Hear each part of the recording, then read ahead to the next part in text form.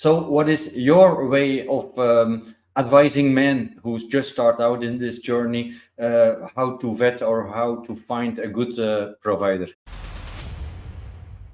Here's the bottom line. If your provider needs to be taught by you as a layman, if you need to bring them a set of labs and say, hey, look, this is what I want you to test and this is why I want you to do it, that's a red flag. Your job is not to educate your provider.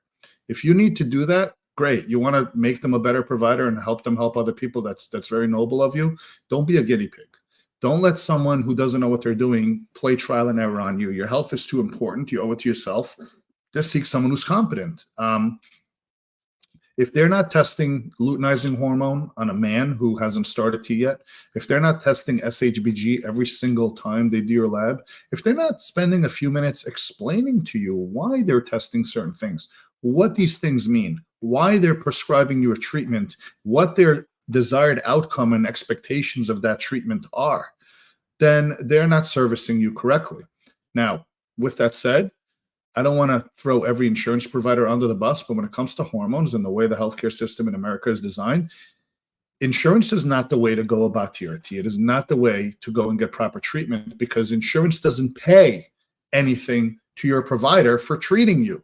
A couple $100 a year at best is not going to get a provider to go and dedicate themselves to spend hours a day on the latest in science of how to treat men's hormones correctly. It's just not.